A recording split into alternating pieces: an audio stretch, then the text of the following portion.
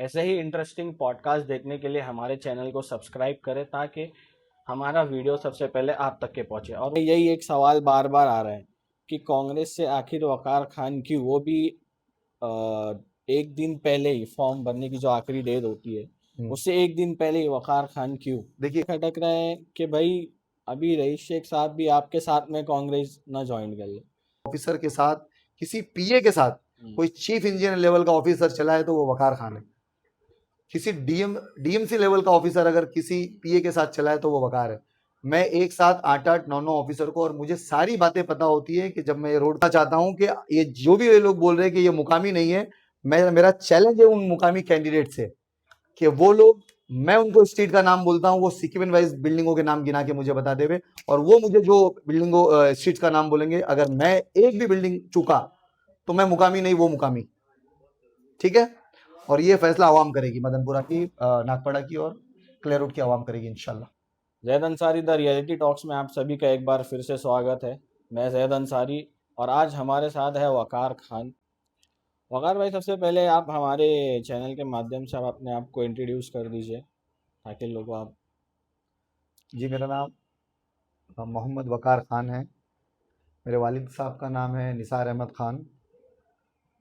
मैं गोवंडी से ताल्लुक़ रखता हूँ। जी। फ़िलहाल मेरे वालिद और वालदा दोनों का इंतकाल हो गया है। घर में मैं बड़ा भाई हूँ। मेरे छोटा एक भाई है और एक बहन है मेरी, जो कि दोनों गोवंडी में रहते हैं। दोनों की शादी हो गई, दोनों शादीशुदा हैं। और यही इंट्रोडक्शन है मेरा। आपका पॉलिटिक्स में करियर कब से स्टार्ट हुआ? मेरा पॉलिटिकल करियर शुरू हुआ, एक्चुअली मेरा पॉलिटिकल नहीं, as a social worker career मेरा शुरू हुआ 2011 जून में, जब एमएलए रईस शेख साहब, जो इस वक्त एमएलए हैं, उस वक्त वो वहाँ पर कॉरपोरेटर का इलेक्शन लड़ने आए। गोवंडी में वार्ड नंबर 132 कमला रामन नगर, शास्त्री नगर एक इलाका है, वहाँ से वो नगर सेवक का इलेक्शन लड़ने आए। और वो उन्होंने जो है वहाँ पर 6 महीने पहले अपना वर्क शुरू किया। चूँकि वहाँ पर मौजूदा एमएलए जनाब एमएलए अबू आसिम आज़मी साहब थे, तो वहाँ पर काम करने में ज़्यादा दिक्कत नहीं होती थी। तो 6 महीने पहले उन्होंने काम शुरू किया। वो सीट जो है ओबीसी हो गई थी, ओबीसी रिजर्वेशन हुआ था उसका 6 महीना पहले। तो ओबीसी कैंडिडेट की वजह से रईस शेख साहब को वहाँ पर चांस मिला।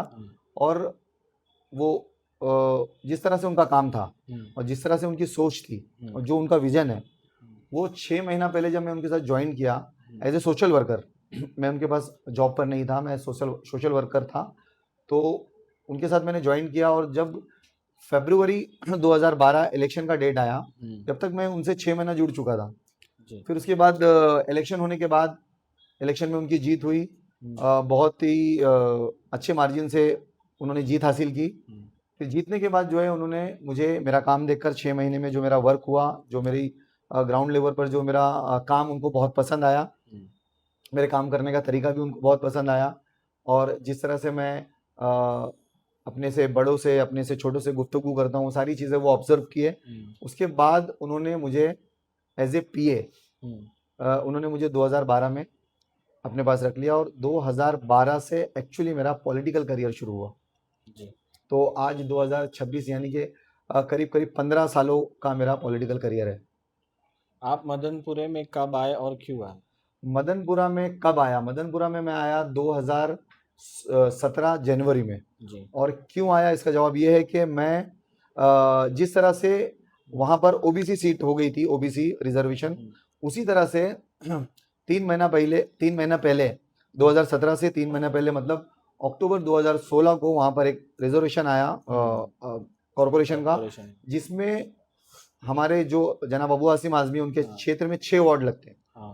उन 6 के 6 वार्ड में से 5 वार्ड लेडीज रिजर्वेशन हो गया और उसमें से सिर्फ एक वार्ड जो है जेंट्स हुआ।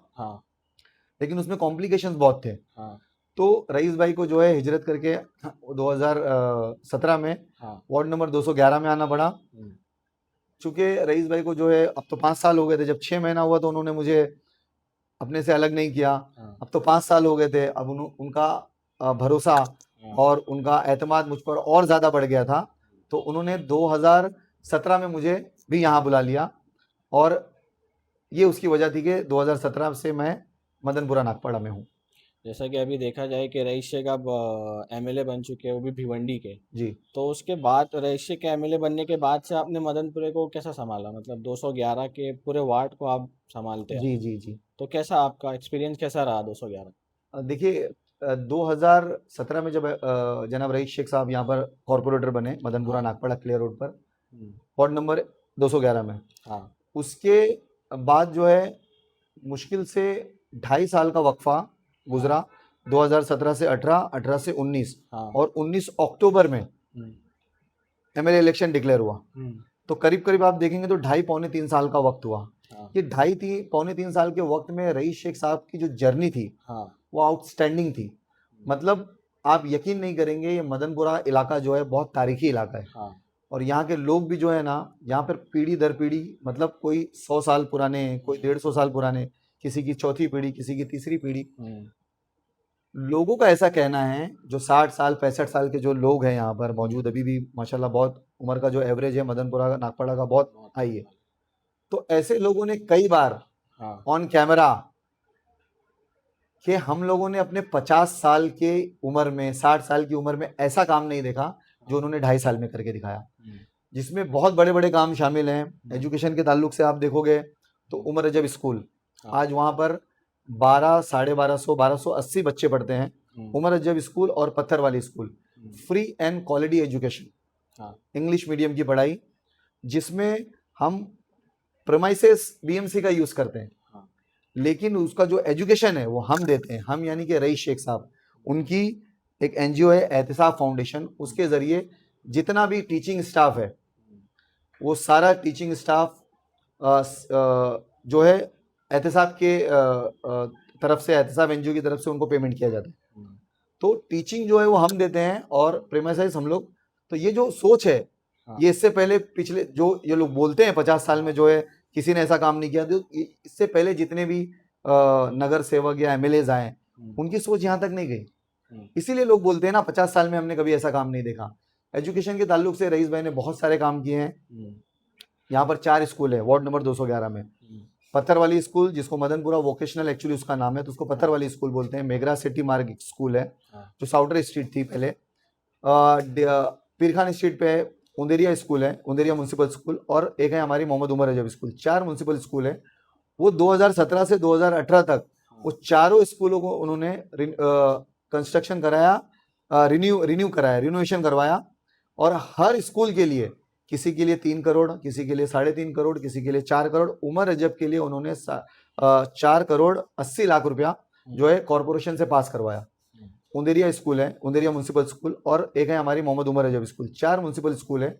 वो 2017 से 2018 तक वो चारों स्कूलों को उन्होंने कंस्ट्रक्शन कराया, रिन्यूएशन करवाया, और हर स्कूल के लिए, किसी के लिए 3 करोड़, किसी के लिए 3.5 करोड़, किसी के लिए 4 करोड़, उमर रजब के लिए उन्होंने 4 करोड़ 80 लाख रुपया जो है कॉरपोरेशन से पास करवाया। तो इस तरह का जो उनका काम था, ये एजुकेशन पे था। इसके अलावा उनका हेल्थ पे बहुत बड़ा काम है। जब यहाँ पर वो इलेक्शन लड़ने आए, उसके पहले ही यहाँ पर हकीम अजमल खान करके एक डिस्पेंसरी थी, उस पर इंक्रूजमेंट था। कितने नशाखोरों का अड्डा बना हुआ था वो। उसको पहले मुक्ति फौज बोला जाता था। मुक्ति फौज यानी कि साल्वेशन आर्मी, इंग्लिश में उसका मायने होता साल्वेशन आर्मी। तो वो मुक्ति फौज जो था वो एक नशे का अड्डा बन गया था, नशे का कारोबार होता था, इलीगल इंक्रूजमेंट हो गया था उसमें। पता नहीं कितनी कचरे भंगार वगैरह पड़े रहते थे। रईस भाई ने इलेक्शन लड़ते ही, मतलब कैंपेनिंग के दौरान ही उसका टेंडर करवा दिया, उसका इंक्रूजमेंट पूरा खाली करवाया, और आज वहाँ पर यूनानी दवाएं और वो मेडिकल दो टाइम चलता है। और सबसे बड़ी बात उसमें है कि उसके फर्स्ट फ्लोर पर फ्री डायलिसिस किया जाता है, फ्री ऑफ कॉस्ट डायलिसिस। वो तो दुआएं ऐसी है कि मुझे तो ऐसा लगता है कि उन्हीं सब दुआओं की वजह से जब वो 2019 अक्टूबर में जब भिवंडी गए वो, तो हम लोगों ने 14 दिन में इलेक्शन जीता। 14 दिन में कोई एमएलए इलेक्शन जीतता नहीं है, वो भी ऐसी जगह पर जहां पर वो एकदम नया चेहरा हो। तो इस तरह से उन्होंने एजुकेशन पे, इन्होंने हेल्थ पे, उसके अलावा डेवलपमेंट के जो हमारे काम है, पीटी माने गार्डन देख लीजिए आप, माशाल्लाह। इसके पहले कोई जॉगिंग ट्रैक नहीं, कुछ नहीं था। 2017 से पहले लोग जाने के लिए भी सोचते थे। आज वहाँ बच्चे जाकर खेलते हैं, सुबह और शाम लोग जॉगिंग करते हैं। उसके बाद फिर आप नागपाड़ा जंक्शन देख लीजिए।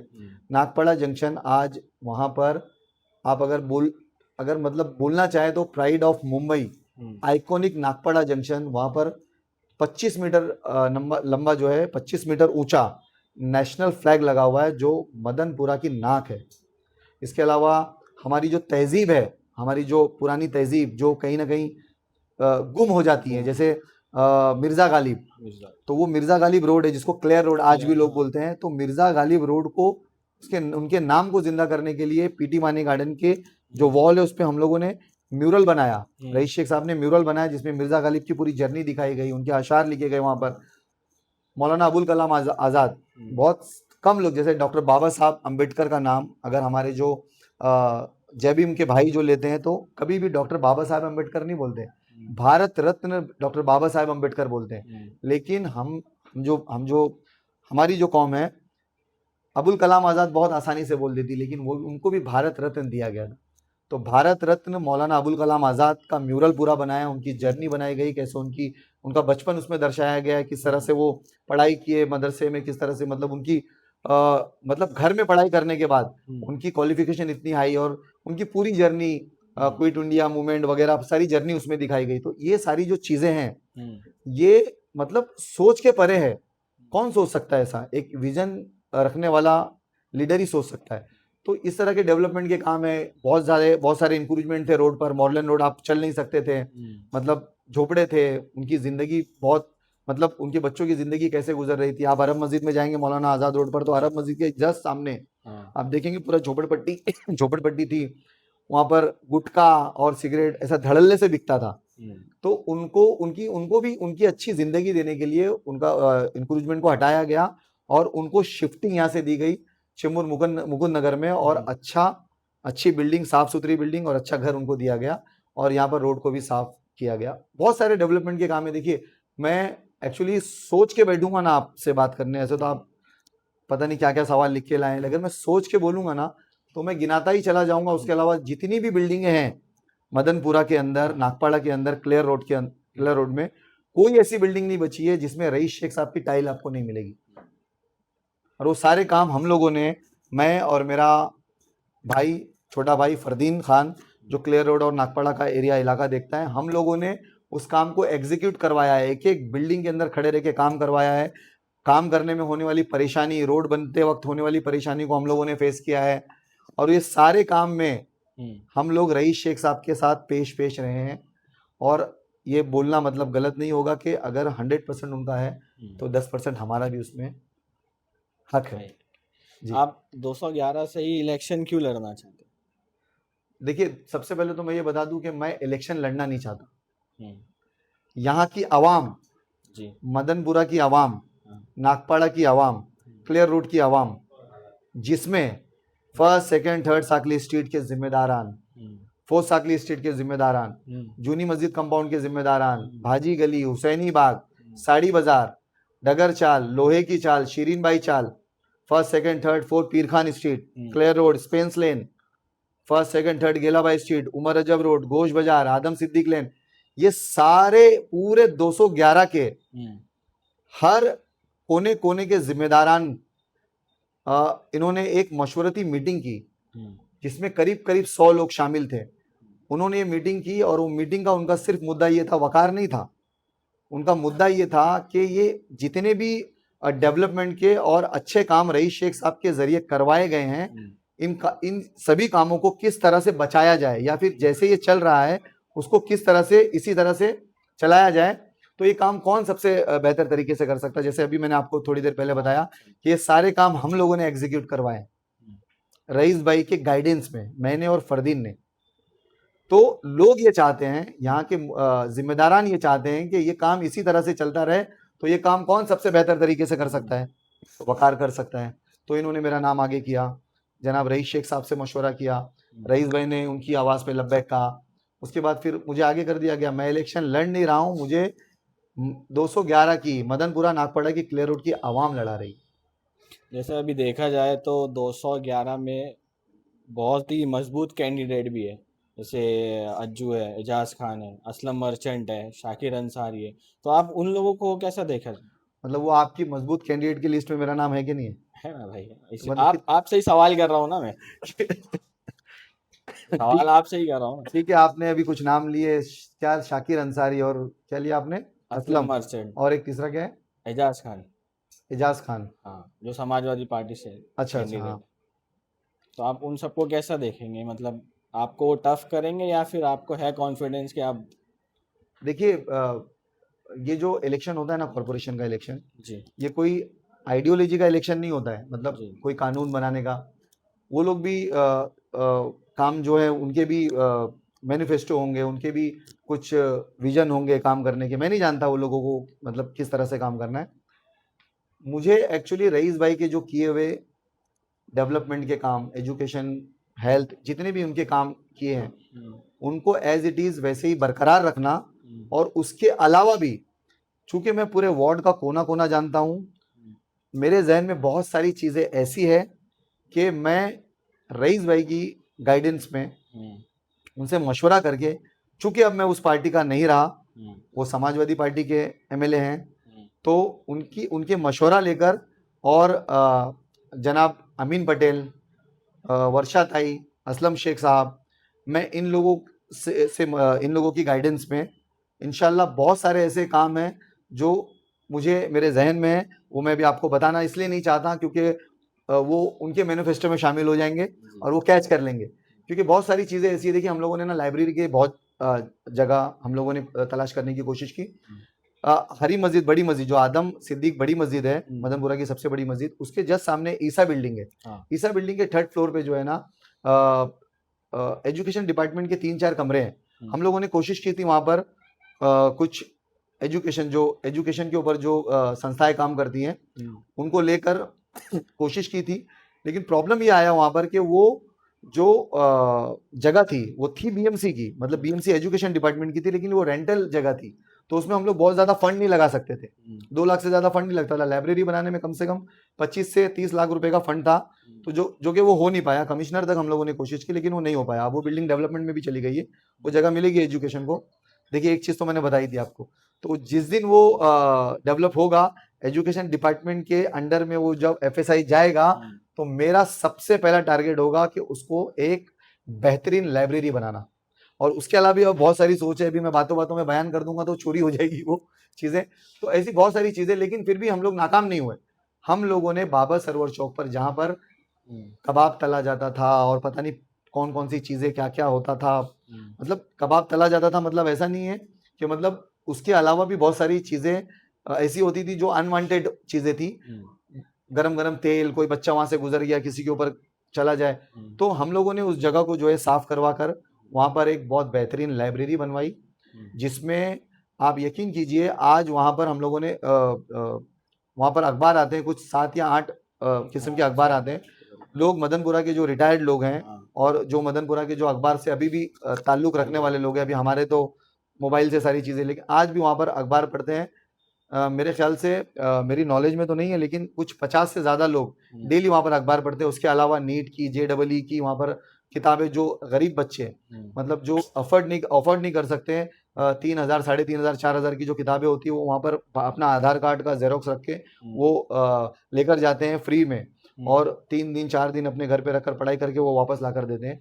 मतलब बहुत सारी ऐसी चीजें की जा रही है। और अब अभी जस्ट हम लोगों ने वहां पर इंग्लिश स्पीकिंग और मराठी स्पीकिंग की क्लासेस भी शुरू की है। जो गरीब बच्चे जो फीस नहीं दे सकते, उनको फ्री में वहां पर 2 टीचर आती है पढ़ाने के लिए, और वो बहुत बेहतरीन एजुकेशन दे रही है वहां पर। और अभी लाइब्रेरी की अगर बात हो रही है, तो मैं इसमें 2 लोगों का जिक्र करना चाहूँगा, जिसमें एक इस लाइब्रेरी के लाइब्रेरियन हैं, जिसमें एक हैं हमारे साबिर अंसारी साहब और एक है हमारे सोहेल अंसारी साहब। आप यकीन कीजिए, ये लोग बेलॉस काम कर रहे हैं, और अल्हम्दुलिल्लाह मुसलसल 4 सालों से ये लोग लाइब्रेरी को संभाले हुए हैं। हमारा वहाँ पर सिर्फ जो छोटे मोटे एक्सपेंसेस आते हैं, सिर्फ हमारा वही खर्च है, बाकी और कोई खर्च नहीं है। ये बहुत बेहतरीन तरीके से लाइब्रेरी चला रहे हैं। तो ऐसा हम लोग मतलब नहीं कोई चीज़ छोड़े हैं कि मतलब लाइब्रेरी भी हमने नहीं छोड़ी। भले ही वो एक चौराहे पे है, थोड़ी सी शोर शराबा थोड़ा होता है, लेकिन लाइब्रेरी भी हमने बनाया है। और इसके अलावा एक मैं चीज़ भूल गया, हेल्थ पर हम लोगों ने एक हॉस्पिटल बनाया जो स्पेशल नीड्स के जो बच्चे होते हैं, जिसको आमतौर पर अब नॉर्मल बोला जाता है, जबकि उनको उस तरह की लैंग्वेज इस्तेमाल नहीं करनी चाहिए। ऐसे बच्चों के लिए हम लोगों ने एक अर्ली इंटरवेंशन सेंटर बनाया है। एक हॉस्पिटल है बच्चों का जो है कि बेलासिस रोड पर है, ओजोन जो टावर है, ओजोन टावर के जस्ट बाजू में। देखिए मैंने आपको जैसे बताया था अभी कि जैसे ईसा बिल्डिंग बन रही है, ईसा बिल्डिंग का जब एफएसआई आएगा एजुकेशन डिपार्टमेंट का, तो हम लोग लाइब्रेरी बनाएंगे। इसी तरह से वहां पर एक लाल चिमनी दवाखाना हुआ करता था, जिसमें आज के जो 60-65 साल के जो लोग हैं उनकी जो बर्थ है वो वहां पर हुई है। ये जो ज्यादा उम्र के लोग ये जानते हैं लाल चिमनी दवाखाना, जो कि डिलीवरी हॉस्पिटल था, तो ये जो मेटर्निटी हॉस्पिटल था, तो इसमें जो है ना, ये जब लाल चिमनी टूटा और जब ये ओजोन सेंटर बना, तो इसमें हेल्थ डिपार्टमेंट को एक बहुत बड़ा एरिया दिया गया। जब ये पता जनाब रईस शेख साहब को लगा कि हेल्थ डिपार्टमेंट के पास इतनी बड़ी जगह है, तो उन्होंने पूरी कोशिश करके ये पूरा जो है हॉस्पिटल जो है डेवलप करवाया, और इतना बेहतरीन हॉस्पिटल है ये। इसके बारे में मुझे बहुत ज़्यादा जानकारी इसलिए नहीं है क्योंकि हेल्थ का काम जो है हमारे टीम में शोएब हाशमी करके एक हैं, शोएब देखते हैं, और जब इसका डेवलपमेंट का काम हो रहा था तो फरदीन और शोएब ने ये काम को पूरा अंजाम दिया है, तो उनको इस ताल्लुक से बहुत जानकारी है। हॉस्पिटल के बारे में मुझे पूरी मालूमात है, वहाँ पर कैसे होता है काम, क्या होता है, और वो पहला हॉस्पिटल है मुंबई का जिसमें कैश काउंटर बनाया ही नहीं गया। आप वो हॉस्पिटल में जाएंगे ना सर, आप खाली उनके पेशेंट को देखेंगे तो आपके रोंगटे खड़े हो जाएंगे, आंखों में पानी आ जाएगा। मतलब वो जो दुआएं निकल रही है ना लोगों की, ये सब रईस भाई को आगे लेके जा रही है और बहुत आगे लेकर जा रही है। आप 211 की आवाम से हमारे चैनल के माध्यम से क्या मैसेज देना चाहें? आपके चैनल के माध्यम से मैं 211 की आवाम को ये मैसेज देना चाहूँगा कि हम लोग जो है हेल्थ, एजुकेशन, डेवलपमेंट और भी बहुत सारी चीज़ों पर हम लोग काम कर रहे हैं। हम लोग इंशाल्लाह ताला बहुत बेहतर काम करने की कोशिश करेंगे। अब तो देखिए मुझे एक नेशनल पार्टी मिल गई है, मैं इंडियन नेशनल कांग्रेस का बहुत शुक्रगुजार हूँ जिन्होंने मुझे इस काबिल समझा। मैं वर्षा ताई का बहुत शुक्रगुजार हूँ, मैं जनाब असलम शेख का बहुत शुक्रगुजार हूँ, मैं जनाब अमीन पटेल साहब का भी मैं जस्ट उनसे मिल के आया, बहुत हम्बल आदमी है, मतलब इतने बड़े आदमी, और अभी मैं जस्ट आज फॉर्म भरा, उन्होंने मुझे अपने पास बिठाया। मेरा मतलब अभी मैं क्या बोलूँ कि मतलब उनकी जो इज्जत थी मेरे नज़र में पहले तो बहुत थी, अब तो और बहुत ज़्यादा बढ़ गई है। बहुत मुझे खुशी हुई जो जिस तरह से उन्होंने मुझे अपने छोटे भाई की तरह ट्रीट किया। तो मेरा कहने का मतलब ये है कि अब मैं नेशनल पार्टी जो मुझे मिल गई है और मैं इसमें बहुत बेहतर मदनपुरा, नागपाड़ा और क्लियर रोड को करने की कोशिश करूंगा। चूंकि मेरा 15 साल का एक्सपीरियंस है इस काम में, मैं बीएमसी के सारे काम जानता हूं। मैं बीएमसी के कमिश्नर को भी जाकर अकेला मिला हूं, मैं बीएमसी के डीएमसी लेवल के ऑफिसर से भी मिला हूं, एग्जीक्यूटिव लेवल के ऑफिसर से भी मिला हूं, और चीफ इंजीनियर लेवल के ऑफिसर से भी मिला हूं। सिर्फ मैंने अब तक 15 साल के अपने बीएमसी करियर में अगर मैंने कुछ नहीं किया तो मैंने सिर्फ हाउस में एंट्री नहीं की। बाकी बीएमसी मुंबई महानगर पालिका का कोई डिपार्टमेंट ऐसा नहीं, महानगर पालिका का कोई काम ऐसा नहीं जो मैं नहीं कर सकता। मैंने पीए रहकर ये साबित किया है। ये मदनपुरा की आवाम, नागपाड़ा की आवाम, क्लियर रोड की आवाम इस बात की गवाह है कि जब भी रईस भाई जब 2019 में यहाँ से चले गए, अगर रोड पे किसी ऑफिसर के साथ, किसी पीए के साथ कोई चीफ इंजीनियर लेवल का ऑफिसर चला है तो वो वकार खान है। किसी डीएमसी लेवल का ऑफिसर अगर किसी पीए के साथ चला है तो वो वकार है। मैं एक साथ 8-8, 9-9 ऑफिसर को, और मुझे सारी बातें पता होती है कि जब मैं रोड पर चलता हूँ तो एसडब्ल्यूडी का काम कौन से ऑफिसर्स का है, ड्रेनेज का काम कौन से ऑफिसर का है, फुटपाथ का काम कौन से ऑफिसर का है, और इंक्रूजमेंट का काम कौन से ऑफिसर का है। तो जब मैं चलता था तो मेरे बीएमसी के ऑफिसर्स मुझे बोलते थे, वकार भाई आपके अंदर वो क्वालिटी है कि आप एक कॉर्पोरेटर बन सकते हो, क्योंकि हम लोग बहुत सारे कॉर्पोरेटर के साथ भी घूमते हैं, उनको भी इतनी मालूमात नहीं होती जितनी मालूमात आपको है। और अल्हम्दुलिल्लाह ये पूरे वार्ड नंबर 211 की सारी आवाम, पूरी आवाम जानती है इस बात को कि मैं उस काबिल हूँ, मैं काम कर सकता हूँ, और मैं इस वार्ड को और बेहतर तरीके से चला सकता हूँ। और मैं एक चीज़ और कहना चाहूँगा कि कांग्रेस पार्टी का बहुत शुक्रिया, और कांग्रेस के कैडर्स वार्ड नंबर 211 में बहुत कम है, नहीं के बराबर है। आपके चैनल के माध्यम से मैं ये भी वर्षा ताई तक एक मैसेज पहुंचाना चाहूँगा, चूँकि वो यहाँ की मुंबई अध्यक्ष हैं। अगर मैं इंशाल्लाह ताला जीत के आया, काम के अलावा मैं पार्टी को भी बढ़ाने की पूरी कोशिश करूँगा, और पूरे बाइकला तालुका में सबसे ज़्यादा कार्यकर्ता, सबसे ज्यादा वर्कर अगर कांग्रेस के कहीं मिलेंगे तो वार्ड नंबर 211 में मिलेंगे इंशाल्लाह। जैसा कि अभी लोगों के दिल में, मेरा ये आखिरी सवाल है, अभी आप रईस शेख साहब को इतना बार बार किए बताया आपने, तो लोगों के दिल में कहीं एक ये भी सवाल खटक रहा है कि भाई अभी रईस शेख साहब भी आपके साथ में कांग्रेस ना ज्वाइन कर ले। नहीं नहीं, वो तो उनका फैसला होगा ना। वो मैं देखिए, मैं रईस शेख साहब का नाम बार बार इसलिए ले रहा हूँ क्योंकि रईस शेख साहब के साथ मेरा 15 साल का करियर जुड़ा हुआ है। और रईस शेख साहब की जो आइडियोलॉजी है, रईस शेख साहब का जो विजन है, और रईस शेख साहब का जो काम करने का तरीका है, और रईस शेख जैसा लीडर, मतलब वो आदमी अगर किसी उस आदमी के साथ अगर कोई 3 साल रह ले तो मुझे लगता है वो अपने आप में कॉर्पोरेटर है। मैंने 15 साल गुजारा है उनके साथ, तो मैंने उनसे बहुत सारी चीजें सीखी हैं। मैं ना चाहते हुए भी अगर मैं कहीं बात करूं तो रईस शेख साहब का नाम मेरे जबान से निकलेगा ही निकलेगा, क्योंकि मेरे जहन में, मेरे दिमाग में हर जगह रईस शेख साहब है, क्योंकि मैं उनको उस तरह से देखता हूँ, उनको उस तरह से मानता हूँ। और ऐसा नहीं है कि मतलब कांग्रेस पार्टी में मैं आ गया तो रईस भाई भी आ जाएंगे, ऐसा नहीं है, कुछ भी कहीं पर भी ऐसा नहीं है। वो उनका डिसीजन होगा, उनको जैसे अपना पॉलिटिकल जैसे कि अभी देखा जाए कि भिवंडी के 45 कैंडिडेट भी सारे कांग्रेस से खड़े हुए। देखिए, मैं आपको यकीन दिलाता हूँ, भिवंडी के मैं 40 से ज्यादा ग्रुप में हूँ, व्हाट्सएप ग्रुप में। हाँ। आज से 10 दिन तक के पहले आप जाओगे ना, तो मुझे भिवंडी की सारी जानकारी थी। लेकिन ये 10 दिन में भिवंडी में क्या हुआ मुझे कुछ भी नहीं पता है, क्योंकि मैं अपना फॉर्म भरने में, मैं अपनी सीट रिजर्व करने में, मैं ये 1 हफ्ते की बात कर रहा हूँ उसमें, और उसके पहले के जो थे उसमें भी मैं कैंपेनिंग में बिजी था। वो आपको पता होगा, उसके पहले जो रईस भाई की तरफ से कैंडिडेट, तो मैं उसमें बिजी हो गया था, और मैं अपनी प्लानिंग में बिजी था कि अपने को कॉर्पोरेशन का इलेक्शन किस तरह लड़ना है।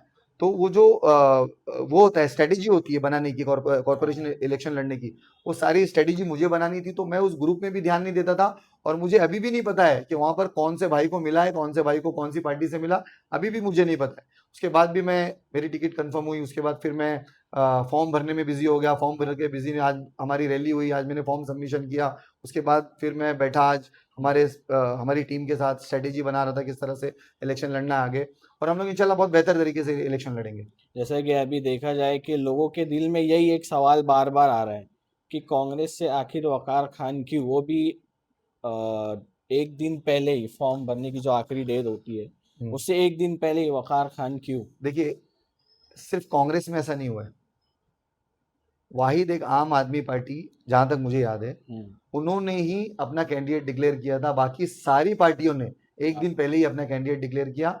और सबसे ज्यादा हॉट सीट, आप लोग ही तो बोलते हो, आप रिपोर्टर ही बोलते हो कि सबसे ज्यादा हॉट सीट जो है पूरी मुंबई में कोई है तो 211 है। तो जब कोई सीट हॉट रहेगी तो उसको तो आखिर में डिक्लेयर किया जाएगा ना। जब कोई ऐसी सीट है जिसमें कैंडिडेट ही नहीं मिलता है, ढूंढ के लाना पड़ता है।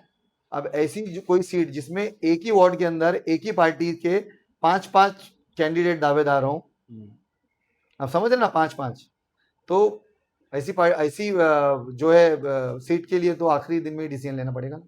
जैसा कि आपने बताया कि आपने 15 साल इलेक्शन में दिए और 9 साल आपने मदनपुरा में दिए, जी। तो आप कितना जानते हैं लोगों की आपके ऊपर तहमत ये भी है कि आप बाहरी हो, तो आपको 9 साल में जो आप काम किए लोगों को पता नहीं, सॉरी, आपको नॉलेज नहीं है यहाँ के बिल्डिंगों के बारे में, गलियों के बारे में। अच्छा, ये मतलब इल्जाम लग रहे हैं मुझ पर? जी। देखिए, मैंने अभी कुछ देर पहले आपको वार्ड नंबर 211 की जितनी गलियां गिनाई है ना जी, अगर वो लोग ये वीडियो देखेंगे ना तो उनको ये भी, आपको गलियों के नाम पता है, मैं बिल्कुल बिल्डिंगों के नाम पूछूंगा तो आप बिल्कुल बिल्कुल आप पूछिए, आप गली का नाम बोलिए, बदलू रंगा सीक्वेंस वाइज बताऊंगा, सीक्वेंस वाइज। ठीक है, बदलू रंगा स्ट्रीट से आप या स्टार्ट करें बदलूपुरा से। जी, देखिए, बदलूपुरा में आप जब इंटर करते हैं ना शेख हफीजुल मार्ग से जी, तो मैं आपको लेफ्ट साइड की बिल्डिंगें गिनाता हूँ, फिर यू टर्न मार के मैं वापस शेख हफीजुल मार्ग पे आता हूँ जी। आप जब बदलूपुरा में घुसेंगे ना अंदर बदलू रंगारी स्ट्रीट पे, तो सबसे पहले लेफ्ट साइड में ना किस्मत मंजिल है, उसके बाद है इस्लामिया मंजिल जो कि महाड़ा की बिल्डिंग है, 205 रूम है, 205 से 210 रूम है उसके अंदर। उसके बाद अशरफी मंजिल है, 2 विंग है। उसी तरह से इस्लामिया मंजिल है, 2 विंग है। फिर उसके बाद आप जैसे ही अशरफी मंजिल क्रॉस करेंगे तो फिर पतरा चाल है। पतरा चाल से जब आप यू टर्न मारेंगे फिर पतरा चाल है। एक है पतरा चाल 1, 2, 3, 4 और एक है पतरा चाल नंबर 5, 6, 7। फिर उसके बाद अब आप पतराचाल के बाद आएंगे तो अनवर सेठ की चाल है, अनवर सेठ की चाल के बाद है फरजंद अपार्टमेंट, फरजंद अपार्टमेंट के बाद है बागे उस्मान हाइट, बागे उस्मान हाइट के बाद है गुलाब मंजिल, गुलाब मंजिल के बाद है आमीनाबाई चाल, आमीनाबाई चाल के बाजू में है बोरी की चाल जो अभी अंडर कंस्ट्रक्शन बिल्डिंग है 12 साल से, करीब करीब 14 साल हो गए। उसके बाद जो है बिल्डिंग है बंदूक वाला हाउस, ये है बदलूपुरा का पूरा, समझ रहे हैं आप। अब इसके आगे पूछिए और हुसैनी बाग, हुसैनी बाग, हुसैनी बाग में कुल 13 से 14 बिल्डिंग है। हुसैनी बाग में जब आप इंटर करते हैं मौलाना आजाद रोड से तो मैं आपको लेफ्ट साइड से गिनाता हूँ। सबसे पहले है नूर मंजिल, नूर मंजिल के बाद है महफिल वाला चाल, महफिल वाली चाल, ठीक है, महफिल वाली की चाल के बाजू जस्ट बाजू में यूनाइटेड एवेन्यू जो कि 5 या 6 माले की बिल्डिंग है। उसके बाद है छतरी वाली चाल जो अभी अंडर कंस्ट्रक्शन है। छतरी वाली चाल के आप जब आगे जाएंगे तो बॉम्बे सॉफ्ट फैक्ट्री है जो कि फिलहाल बंद पड़ी हुई है। उसके जस्ट बाजू में है हकीमी मंजिल, वो एक ही फैमिली की बिल्डिंग है, उसका नाम भी शायद किसी को पता होगा, एक ही फैमिली की बिल्डिंग है, 1 माले की बिल्डिंग है। उसके जस्ट बाजू में है आसमा मंजिल, आसमा मंजिल के जस्ट आसमा मंजिल के बाद जो है जहां पर हुसैनी बाग एंड हो जाता है बाल्डी वाला अपार्टमेंट है। बाल्डी वाला अपार्टमेंट से जब आप यू टर्न मारते हो वापस, जब मौलाना आजाद रोड की तरफ जब आप आते हो तो मौलाना आजाद रोड की तरफ आते हो तो वहां पर है फैज कुतबी जो कि बोरा जमात का एक हो सकता है जमात खाना है या पता नहीं क्या है, तो बोरा कम्युनिटी के लोग जब आते हैं तो वहां पर रुकते हैं। उसके बाद जब आप पीछे की तरफ आओगे उसके बाद सैफुद्दीन मंजिल है, उसको दलाल की बाड़ी भी बोलते हैं। जो पुराने लोग थे ना, अगर आप उनको पूछोगे ना हुसैनी बाग के तो उनको बोलते, उसको दलाल की बाड़ी बोलते थे। उसका नाम है सैफुद्दीन मंजिल। उसके जस्ट बाजू में है दलाल की चाल, दलाल की चाल के बाद है लाठी गली की एक गली गई है, लाठी गली की गली के जस्ट बाजू में मसाले वाली चाल, मसाले वाली चाल के बाजू में के रेजेंसी, के रेजेंसी के बाद है मरियम बाई चाल, मरियम बाई चाल के बाद है यूसुफ मंजिल। यूसुफ मंजिल जो है, यूसुफ मंजिल के नीचे सादात होटल है, उसको सादात होटल वाली बिल्डिंग भी बोलते हैं। यहाँ पर पूरा हुसैनी बाग खत्म हो गया। एक मैं आपको बीच में रोकना चाहूंगा, एक स्ट्रीट और है जो मतलब आपने अभी इतना हमें गिना दिया, हर बिल्डिंगों के नाम गिना दिए, एक गेलाबाई स्ट्रीट है। जी बिल्कुल है, एक नहीं है सर, 1 2 3 गेलाबाई स्ट्रीट नहीं नहीं, वो मैं आपको बता रहा हूँ कि गेलाबाई स्ट्रीट भी है। जो लोगों को ज्यादा मालूमात नहीं है उनके बारे में, आपने इतने नाम गिनाए, आपने हर बिल्डिंगों के नाम बताए, तो आपको वहाँ के काम को लेकर भी पता होगा। जी बिल्कुल, तो बिल्कुल पता है। तो आप वो सारी चीजों को कैसे देखोगे आगे आगे जा इलेक्शन आप अगर जीत के आते हो तो वो सारी चीजों को आप कैसे देखोगे? जैसे काम चलता आया है, जिस तरह से टॉयलेट का काम हुआ, जिस तरह से हाउस गली के काम हुए, जिस तरह से वाटर कनेक्शंस के, वाटर लाइन के काम हुए, अब तो फर्स्ट गेलाबाई स्ट्रीट और second गेलाबाई street, third Gelabai street, ये तीनों में जो है पानी की लाइन 9 इंच की जाने वाली है इंशाल्लाह, और ये तीनों रोड सीसी होने वाला है। और ये काम रईस भाई के ही मौजूदगी में हुआ है और इंशाल्लाह ताला इसको इस इलेक्शन के बाद एग्जीक्यूशन इंशाल्लाह मेरे हाथों से होगा। हुसैनी बाग का बताया मैं आपको, हुसैनी बाग के बिल्डिंगों के नाम, देखिए हुसैनी बाग आप एमए रोड से जब मौलाना आजाद रोड से जब अंदर की तरफ जाएंगे तो मैं लेफ्ट साइड से आपको बताता हूँ, फिर उसके बाद यू टर्न मार के जिस तरह से मैंने बदलू रंगारी बताया। देखिए लेफ्ट साइड में जो है ना, सबसे पहली बिल्डिंग है नूर मंजिल जी, नूर मंजिल के बाद है महफिल वाली चाल जी, महफिल वाली चाल के बाद है यूनाइटेड एवेन्यू जो कि 5 वाली की बिल्डिंग है। उसके जस्ट बाजू में छतरी वाली चाल जो कि इस वक्त अंडर कंस्ट्रक्शन है। उसके बाद है Bombay soft factory, Bombay soft factory के बाद है हकीमी मंजिल जो कि एक ही फैमिली की बिल्डिंग है, 1 माले की।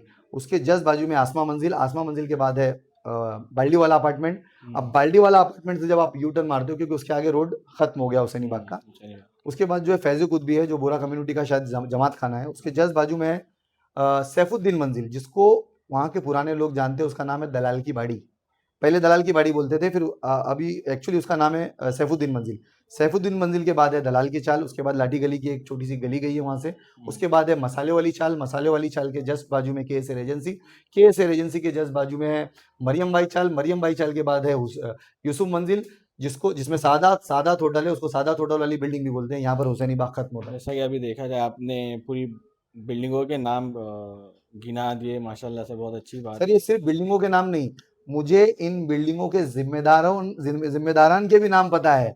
ये जितनी भी बिल्डिंगें हैं, चाहे वो गेलाबाई हो, उमर अजब रोड हो, हुसैनी बाग हो, क्लियर रोड हो, नागपाड़ा की पीरखान स्ट्रीट्स हो, इनकी बिल्डिंगों के ही नहीं, इनके जिम्मेदारान के भी नाम मुझे याद है। और यही जिम्मेदारान मुझे इलेक्शन लड़ा रहे।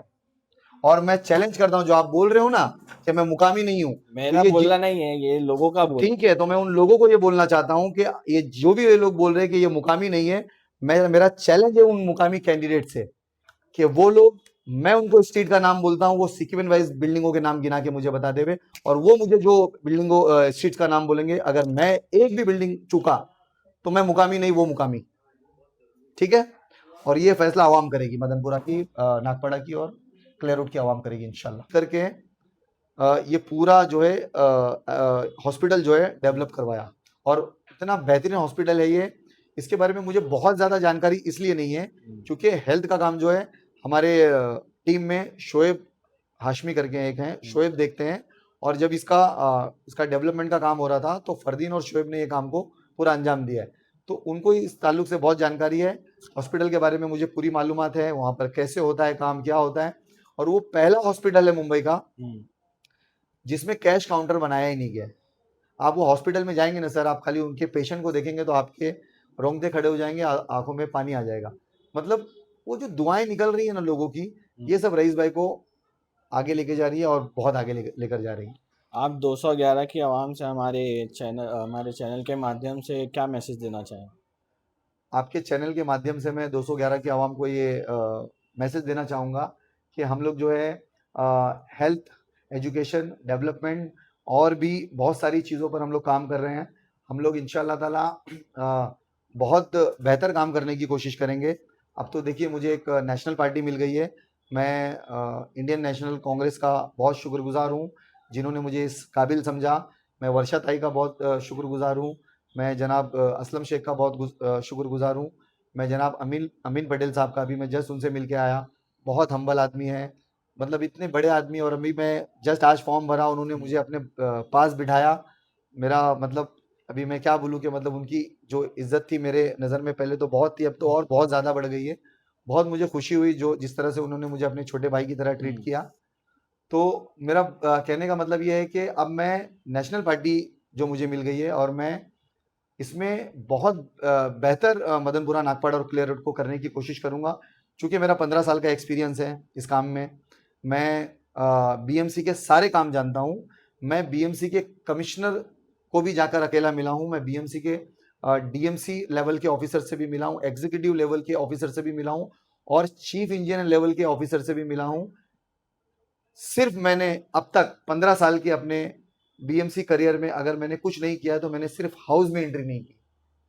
बाकी बीएमसी मुंबई महानगर पालिका का कोई डिपार्टमेंट ऐसा नहीं, महानगर पालिका का कोई काम ऐसा नहीं जो मैं नहीं कर सकता।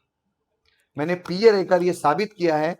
ये मदनपुरा की आवाम, नागपाड़ा की आवाम, क्लियर रोड की आवाम इस बात की गवाह है कि जब भी रईस भाई जब 2019 में यहाँ से चले गए, अगर रोड पे किसी ऑफिसर के साथ, किसी पीए के साथ कोई चीफ इंजीनियर लेवल का ऑफिसर चला है तो वो वकार खान है। किसी डीएमसी लेवल का ऑफिसर अगर किसी पीए के साथ चला है तो वो वकार है।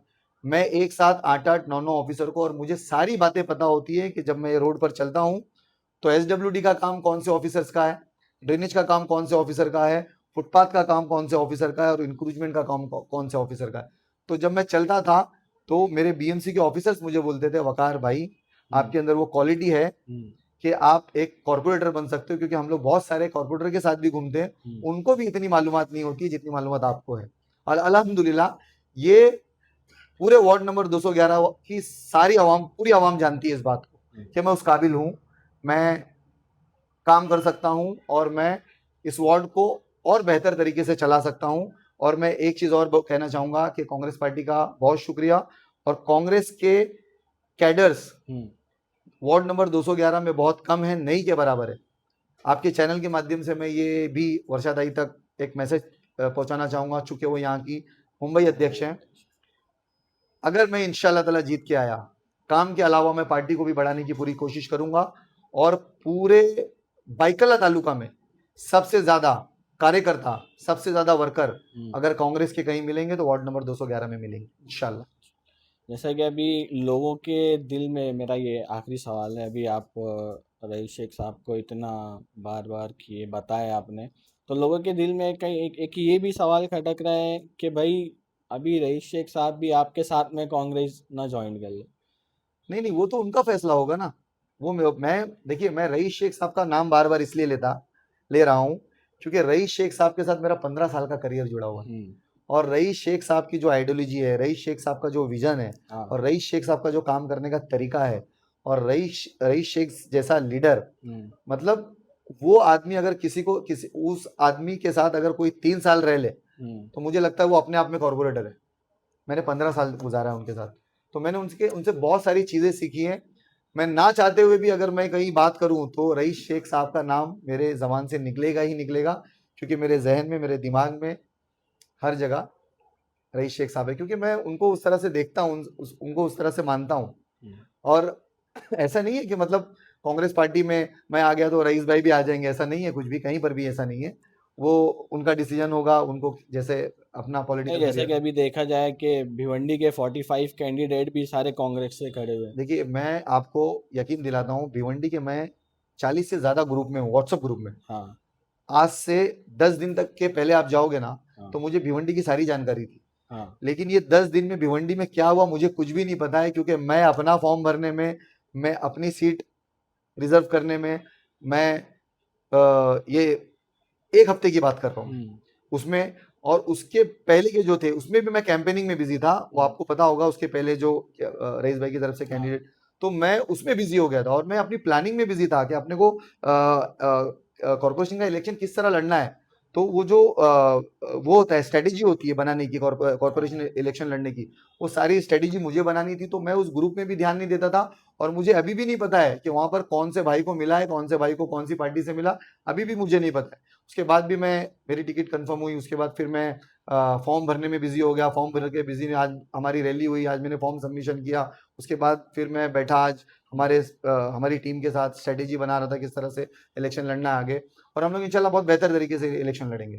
जैसा कि अभी देखा जाए कि लोगों के दिल में यही एक सवाल बार बार आ रहा है कि कांग्रेस से आखिर वकार खान क्यों, वो भी एक दिन पहले ही फॉर्म भरने की जो आखिरी डेट होती है उससे एक दिन पहले ही वकार खान क्यों? देखिए, सिर्फ कांग्रेस में ऐसा नहीं हुआ है, वाहिद एक आम आदमी पार्टी, जहां तक मुझे याद है, उन्होंने ही अपना कैंडिडेट डिक्लेयर किया था। बाकी सारी पार्टियों ने एक दिन पहले ही अपना कैंडिडेट डिक्लेयर किया।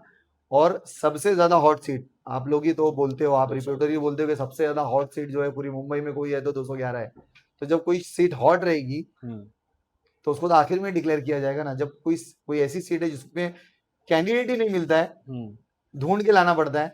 अब ऐसी कोई सीट जिसमें एक ही वार्ड के अंदर एक ही पार्टी के 5-5 कैंडिडेट दावेदार हों, आप समझ रहे ना, 5-5, तो ऐसी जो है सीट के लिए तो आखिरी दिन में डिसीजन लेना पड़ेगा।